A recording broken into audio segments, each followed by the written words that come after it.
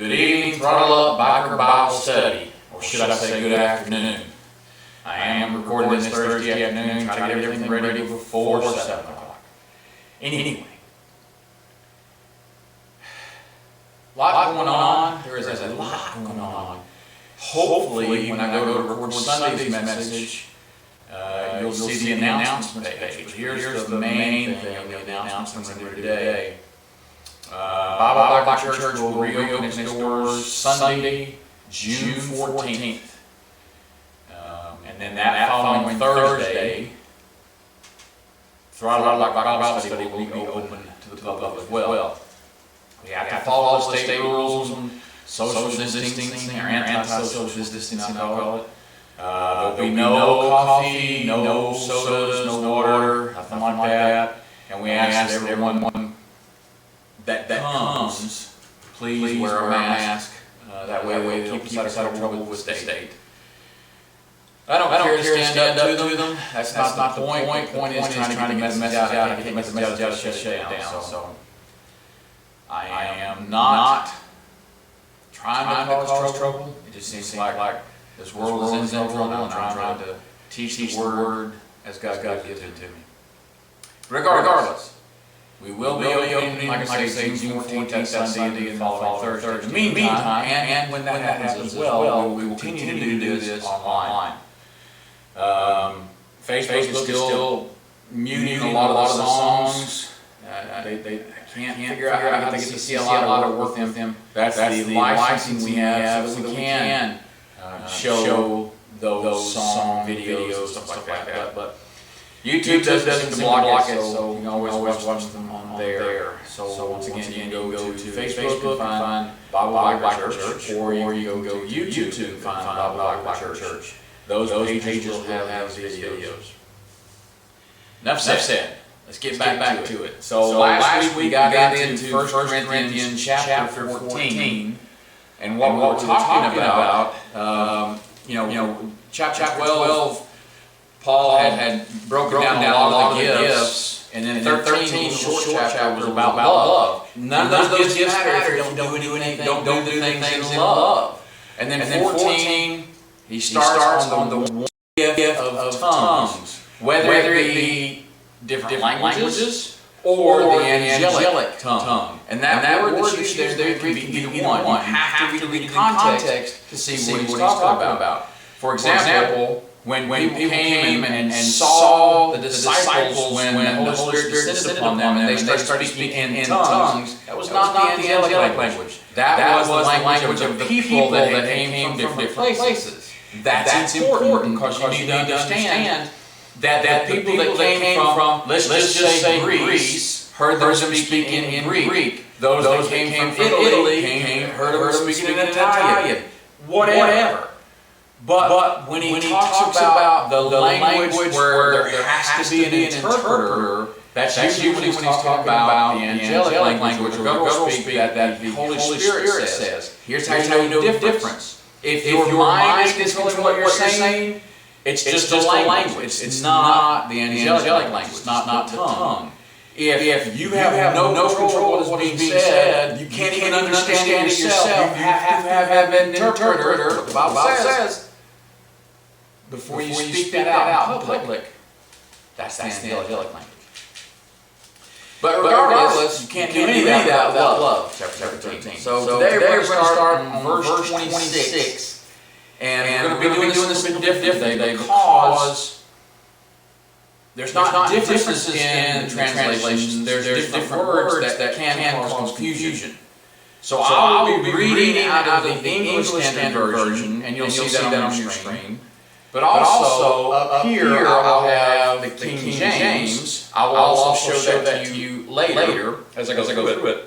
But you'll see me look up at the King James because of the words. I want to make sure that I get correct for you. As I go look up, then when I actually do the final editing, I'll put up the King James version for you. Okay? That sound fair? And as always, if you have any questions, leave a comment or send me a private message through Facebook or YouTube. It doesn't matter.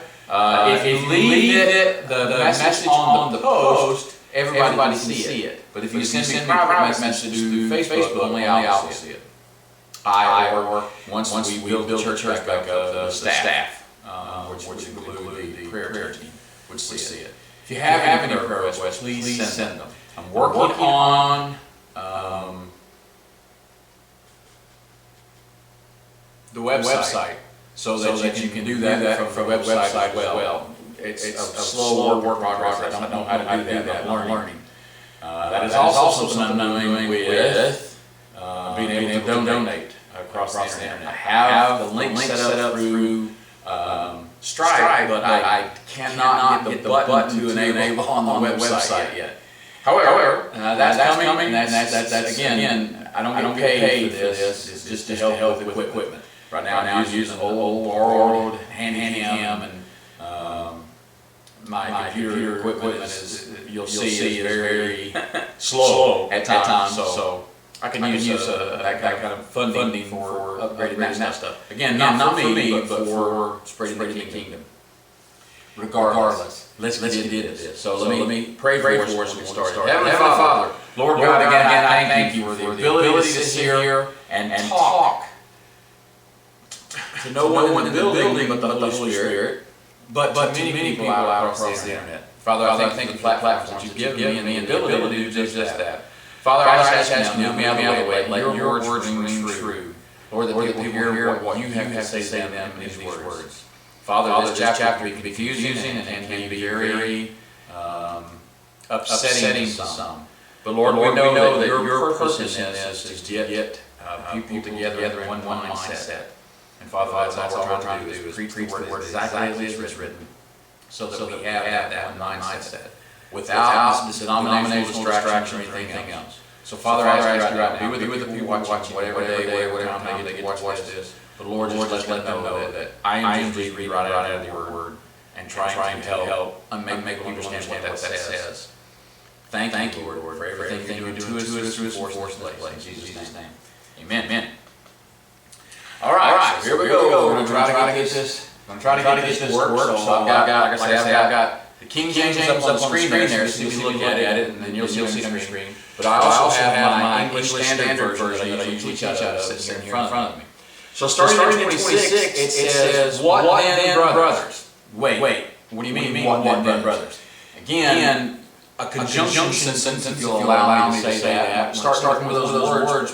What about all this other stuff like therefore, and, but? Anytime you start a sentence or structure with that in English, we have interpreted as that. You have to go back and look what he was saying. So it says, "What then, brothers?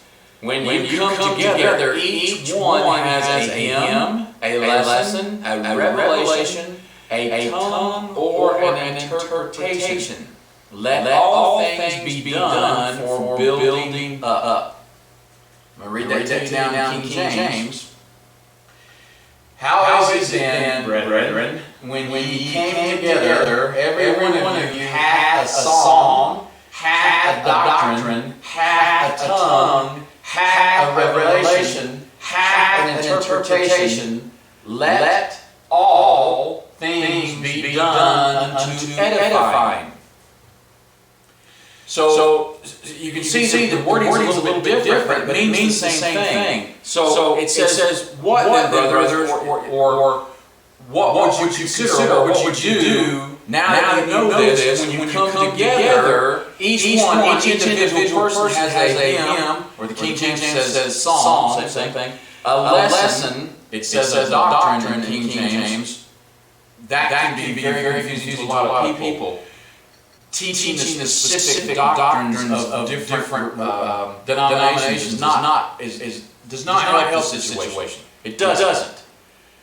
But if you look at it like a lesson, then it can be very easily understood what he's trying to get across. Let me continue. A revelation, a prophecy, a tongue, a language, or an interpretation of that language. Regardless, and this is where it gets really the point of what I'm saying this little section here, let all things be done for building up, or for edifying, the King James says. So when we get together, we have differences of opinion, and we start arguing amongst ourselves, and people that don't understand hear that, they get really confused. Let's not do that. Let's just teach what it says. When you come together, do it so to build up the body of Christ, or the church. Okay? Now, listen. Let all things be done for building up. That means teaching, prophesying, even speaking in tongues or different languages. I have a great friend over in North Carolina that is an ASL, American Sign Language interpreter, one of several in their church, very large church. And I love to sit and watch him interpret, whether it's the pastor speaking, or whether it's someone singing. Because you see when he's singing, they're singing his way with it, because he's trying to convey the fact that there's music going. Even that, there's a speaker. That's the person doing the talking, and the interpreter doing the sign language. See, all things to edify or to build up the church. That's the key thing. We gotta quit tearing each other down. We gotta get back to basics. We have to start teaching the truth. The truth is there's one God, the Heavenly Father, who sent His Son, Jesus Christ, born of a virgin, lived the perfect life, taught, was crucified for no reason other than to fulfill all the prophecies, buried for 3 days, and on that third day was arisen, came back and walked and spoke to his people, then ascended into heaven. All the rest of it doesn't matter. All the rest of it doesn't matter. That's what we have to get across. So that those out there that are drowning in earthly problems can know there's hope. Those that are headed for a sure condemnation because of the fact that they were born have a way out of that condemnation through Christ. Period. Doesn't matter the rest of it. Now, once that is agreed upon, then we can discuss some of the other things. But this is all talking about right now. Whatever we talk about in church, in front of people, we have to do so and build it up. Now, I'm not tearing down the church by talking bad about denominations. I'm just saying I'm not going by the denominational stuff here. That's what you want to do. That's what you want to do. That's fine. Don't confuse people with it. Don't. I was counseling a young person yesterday or the day before who had heard that some very confusing things. One about the term saints. I'm not going to go into that right now. But the other one was people were yelling at this person, saying that you have to do things this way, you have to do this, and everything they were saying was denominational. Had nothing to do with the Bible, nothing whatsoever. And that's what we need to not do. So the people that don't know anything about church, or about God, or about the fact that Jesus came and died for them, they need to hear that part of the truth first. God will come the rest of it. That's why we say here, you're welcome as you are. A lot of churches say that, and then they look down here. Because all of us have past, all of us are sinners, and all of us have a future, whether it is in Christ or it's in hell. Period.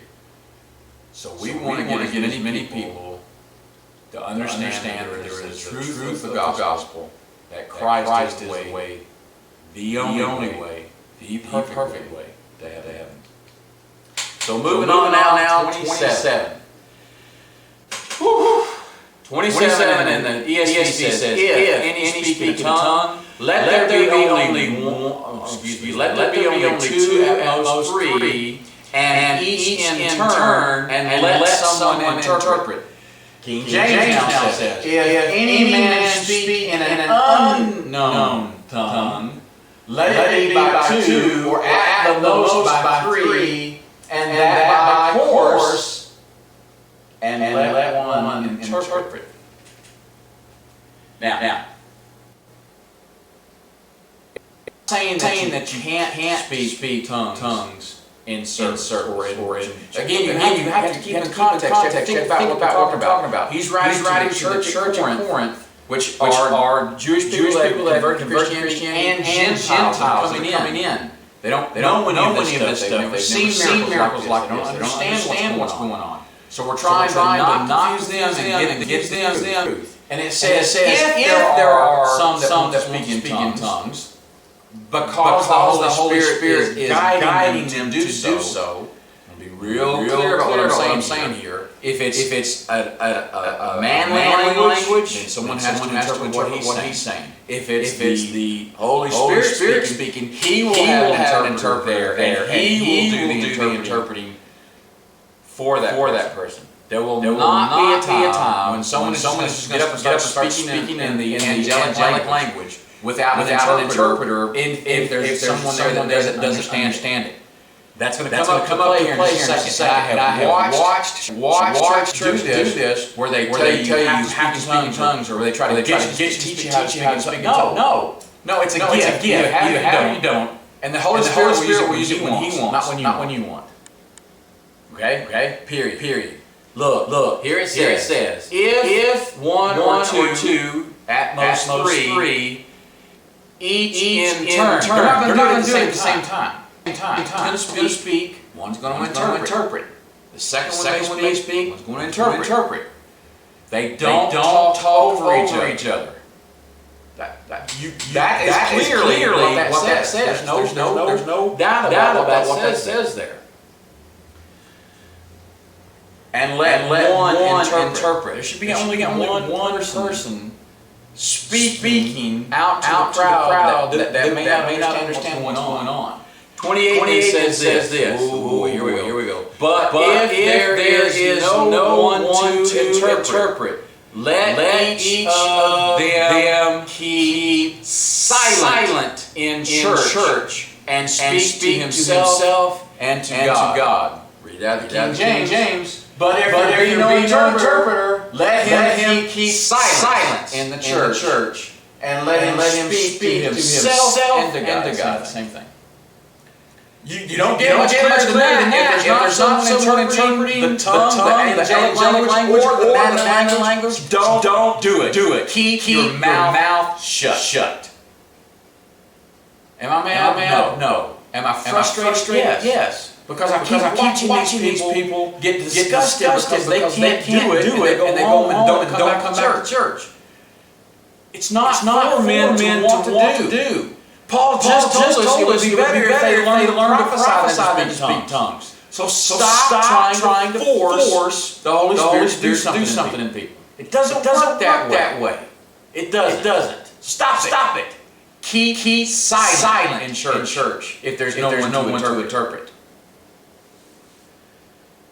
Moving on. 29. There's a lot more things to come. The upsetting, and told you front.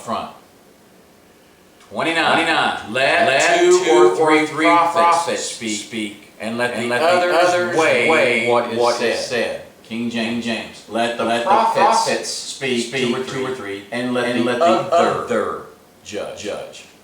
So even in this case, when there are three that are trying to prophesy or trying to tell people the gospel even. Right? This can be interpreted. This prophecy is the gospel of Christ. It's spoken of in the same way. So you can't have three people on a stump preaching at the same time different things. That doesn't work. I know the Methodist Church through that. I'm calling them out specifically not because of anything other than I've been to the field where different preachers got up on different stumps and were teaching different things, saying all of it was godly. I don't think that's what it's saying. Let them speak in turn and let one weigh or one understand and tell everybody else what he's saying. Speak in turn. Don't speak over each other. It gets confusing to an outsider that doesn't understand. Then verse 30 says this. If a revelation made to another sitting there. Let the first be silent. Okay. So if during a service, this is Fred's interpretation of this. Just go with me for a second. If during a service, a associate pastor gets a revelation from God, a prophecy, then the pastor should allow him to speak it, but not speak over him. He should then become the interpreter for what that associate pastor is saying. This is where a lot of especially charismatic churches get off kilter when they're speaking in tongues and doing all this stuff, and a lot of them are talking at the same time. They don't think about the person coming in and knows what's going on. They need to listen to each other, and when one has something important to say, he gets the floor. First one should interpret what's going on. If anything be revealed to another that sitteth by, let the first hold his peace. Don't talk over each other. Don't talk at the same time. It's confusing. It is very confusing. And this chapter is confusing enough just doing that. Then 31 says this: For you can all prophesy one by one, so that all may learn and all be encouraged.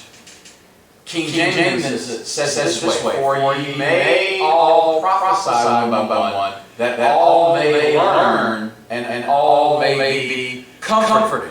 Remember a few minutes ago I said that verse 26 says, 26 says, let all things be done by building up, or King James says edifying, or all things must be edifying, or building up, or build up church. So in building up church, or the body of Christ, we're all comforted in that thought. There should be no arguing, there should be no controlling of the people. They should all be comfortable, not wanting to hear not hearing what they want to hear, but hearing the truth. See, that's where, oh Lord, here I go. People that have the thought that it has to be King James or it's not worth anything, you're trying to put the Holy Spirit in a box. That's not comforting to people. All may be comforted, but King James is just that. You have to be able to get people interested in the Bible. That's why I teach out ESV. And when there's a difference, I go back to King James. But to sit here and say thee and thou and all that stuff that King James does to someone who doesn't understand does not edify the church. It doesn't. It doesn't. So let's stop arguing about that and let's get back to what matters. What matters is the cross. It's right there behind me. Right? That's the focus, regardless of ESV, NIV, KJV, NKJV, as long as they stay focused on the gospel of Jesus Christ. Ooh. I'm almost trying to stall. I don't want to get there first. Well, we'll get there in a minute. 32 says, and the spirits of prophets are subject to prophets. So remember, he just said, let the first be silent, for you can all prophesy by one, so that all may learn and all be encouraged, and the spirits of prophets are subject to prophets. King James says, King James says, and the spirits of prophets are subject to prophets. The Holy Spirit's not going to make disagreement between them. They're all going to be subject to the same Holy Spirit. They're all going to be subject to the same Spirit of God. Okay? There's not going to be a difference in that. And 33 says this: For God is not a God of confusion, but of peace. And the King James says, For God is not the author of confusion, but of peace, as in all churches of the saints. Notice that the ESV does not say that last. I'm sorry, that next thing down. I apologize. That was my fault. So it says ESV, as in all churches of the saints. So God is not the author of confusion. Man has made confusion out of what God has said. You can follow all the way back to Genesis, and you can see where Eve was tempted by Satan, and he said, surely God did say you would die if you eat from this tree. See, that's confusion. That's where it starts, right there. God is not the author of that confusion. If you want to know whether or not God has a purpose in your life, the answer is yes, He does. If you want to know whether or not you're a saint, if you are a Christian, you are. Says so right here in the Bible. Because once you have accepted what Christ did for you in your heart, you become that part of the body of Christ, you are a saint. As in all churches of the saints, when the saints gather together for iron to sharpen iron, that is what we call church. It's not a building. It's not an assembly of people. It is an assembly of the body of Christ. Yes, you are a saint right then. Now, the same person that was being yelled at by Christians said that you have to die to be a saint. No, that's not what the Bible says. Once you believe in Christ, you become a saint. That is the term that is used to speak of the body of Christ. It has nothing to do with that. It has nothing to do with how good you are, what perfect things you've done in your life. No, it has to do with whether or not you have accepted Christ. As in all the churches of the saints. That should be every denomination. It's not. And one of the major divisions he's fixing to speak of, it makes me nervous to say these words, not because I don't want to tell you what the Word of God says, but because of how people are going to react to the words, not listening to the understanding of what the words mean. Let me go ahead and just say it. Here we go, verse 34.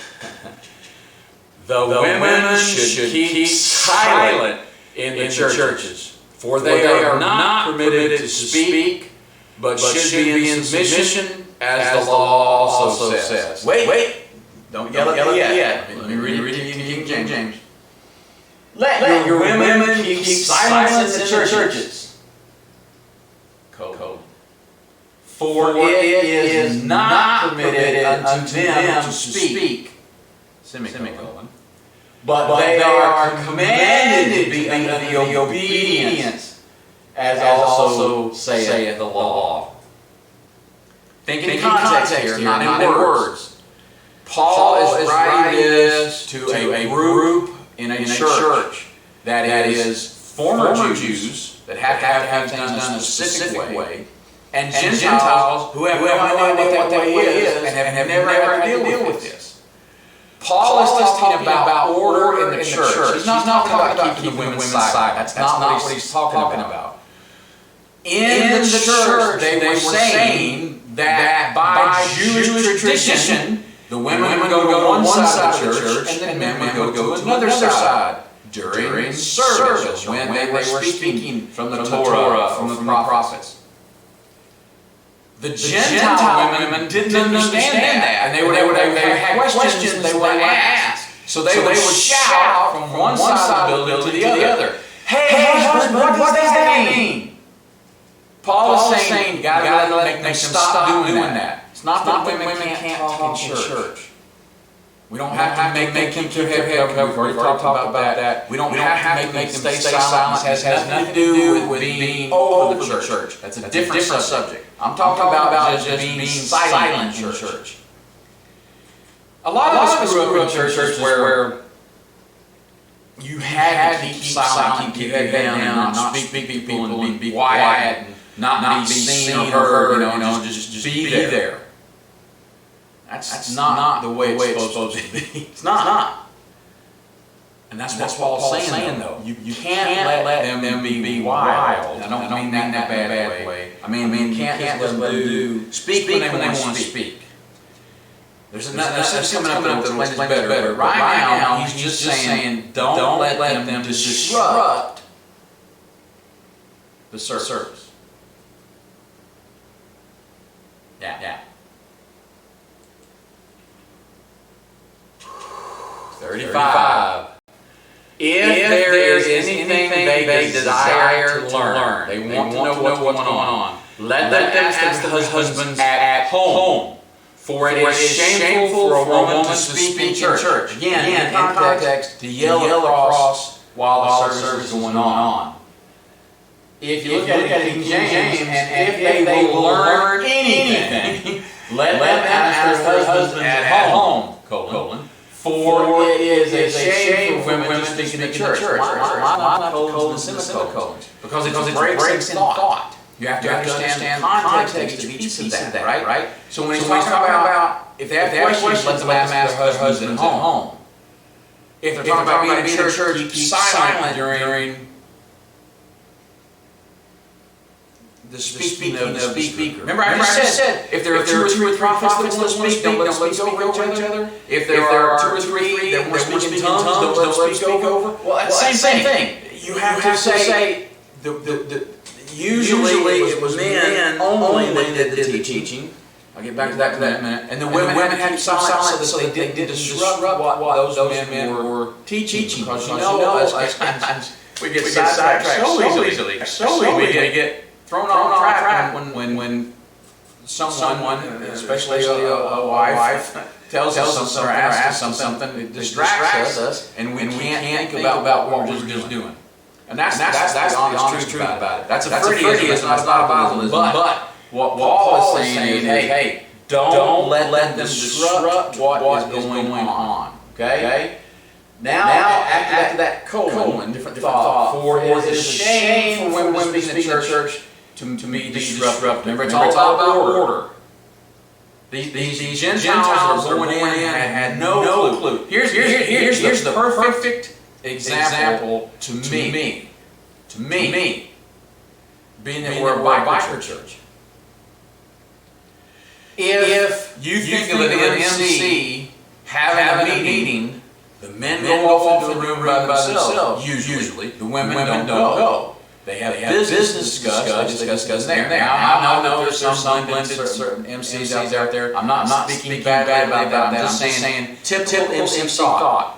But if the women went in, and the men started talking with the women, it would disrupt the meeting. Same as it was in the church at the time. Gentiles that didn't know about protocols or how to be orderly were coming into church and acting the way they normally do. I think of some of my friends from the Bible church over in North Carolina, and I think of window lickers and spitball shooters. It's one of those things where you have to know when it's appropriate to do things and when it's not appropriate to do things. Us bikers can get crazy at times. But let's not do that in church because it confuse somebody that's coming in that doesn't know what's going on. Okay? I'm not saying women have to be silent. I'm just saying that Paul says that they need to not disrupt the order of what's going on. What? Oh, that's the King James. Let's go back to the ESV. And we are in verse 36. Or was it from you that the word of God came? Or are you the only ones it has reached? 36, King James says, what? Come the word of God out from you, or came it unto you only? Again, context, Paul is talking to the disrupted church, not speaking over the speaker, telling the others to be silent while he's speaking. Because if you all of a sudden start speaking, and men, women, doesn't matter, it's like you're taking over the space. You have to be the one that has to be heard. Is that because you're the only one hearing the word of God? That's what Paul's saying. Is it because the word of God came from you? No. The Word of God is being said by the speaker. Don't disrupt what's going on. 37. Just gets deeper and deeper, I think. If anyone thinks that he is a prophet, thinks spiritual, he should acknowledge that the things I am writing to you, Church of Corinth, are a command of the Lord. 37 in King James says it this way. If any man think himself to be a prophet, spiritual, let him acknowledge that the things that I write to you are the commandments of the Lord. Pretty much word for word, right?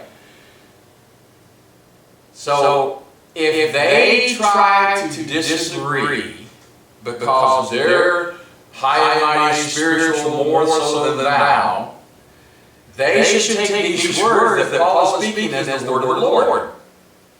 We have to learn from this. We have to decide that it's not our way or the highway. It is God's way or the hell way. You ever thought about why there's only a stairway to heaven and a highway to hell?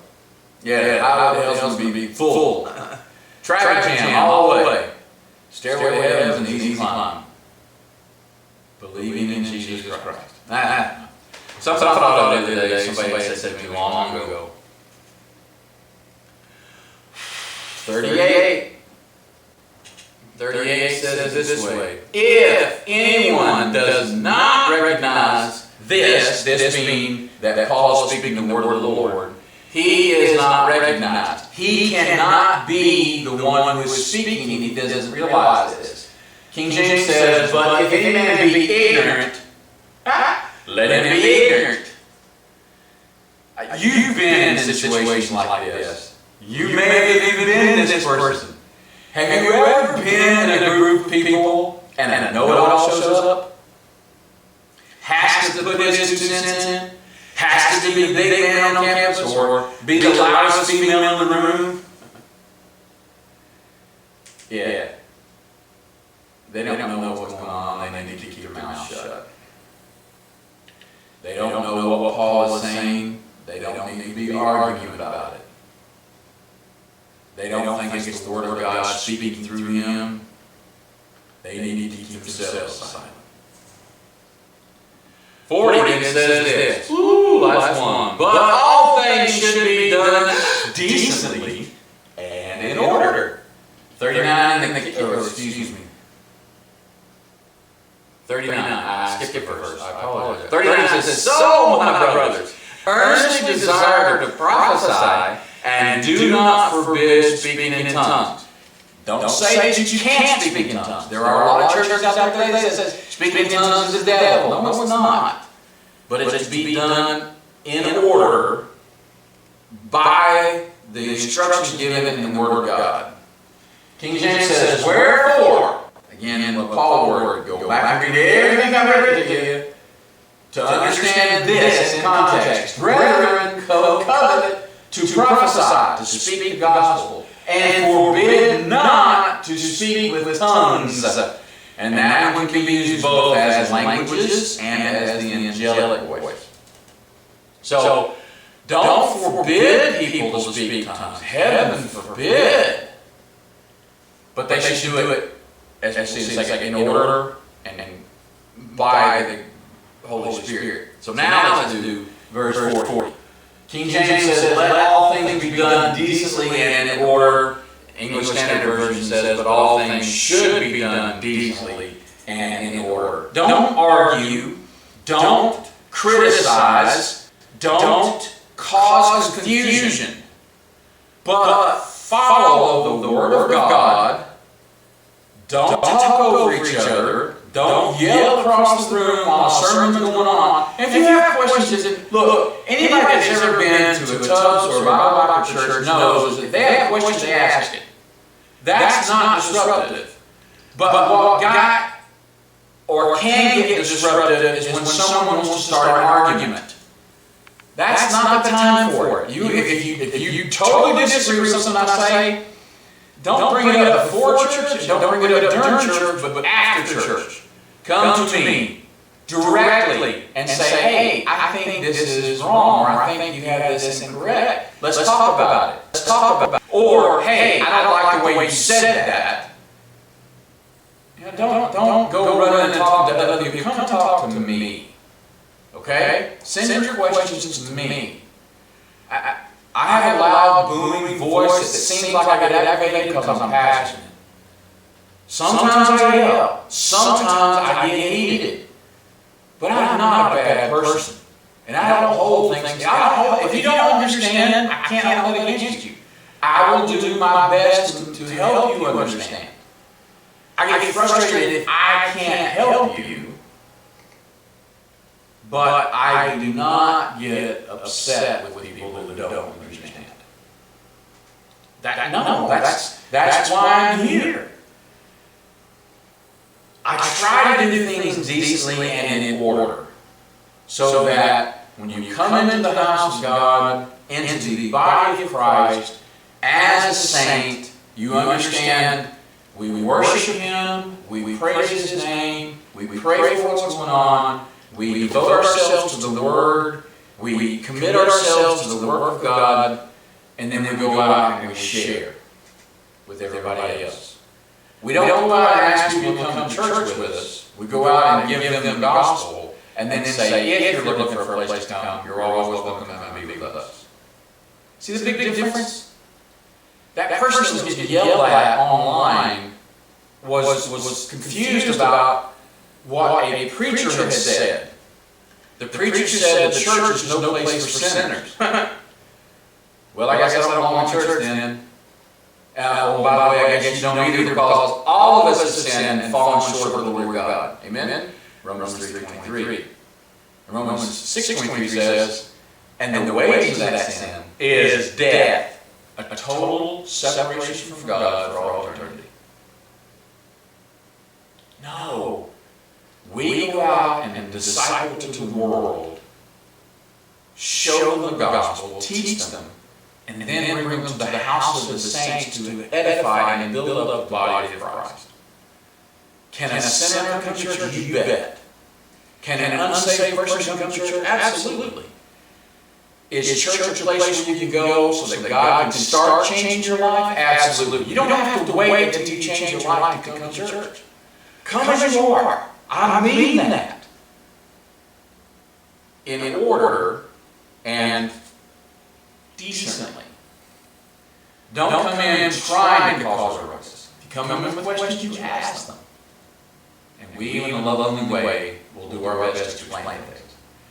I hope this message got through to somebody. This is confusing enough to try to read something that was written thousands of years ago, not understanding how things were working at the time. But if once we put things in perspective and we think about what was going on, these words actually start making more sense. It's not that women have to stay silent. No, they need not disrupt the service while Paul's saying, because everything has to be done in order. Please like, share, and subscribe to the YouTube channel, and like and share this video on Facebook, the live feed. Folks, I can't say it enough. It's not about me. It's not about a benefit for me. It's about a benefit for many, many others that might see this. And it's not for my glory. I get nothing out of this, except I get to do it for my Lord and Savior, who gets all the glory. All right? Heavenly Father, Lord God, I pray right now for all the people that watch this through the end. Father, I just thank you for their time. Father, bless them. Lord, for whatever they have in their hearts as a prayer request, Lord, I ask you to be with them. Father, I ask you mostly to guide them in their lives so that they can find a way, a pathway to you through your Son, our Savior, Jesus Christ, the only way into heaven. Father, thank you again for everything you're doing to us for us in this place. In Jesus' name, amen. And I'll see you guys on Sunday. Can't do it the way they do it. I get copyrighted. But you know what I'm saying? See you Sunday morning. The live show should be on around 11. I'll have it pre-recorded. I'm learning I have to do it that way now. Thanks again. We'll see you.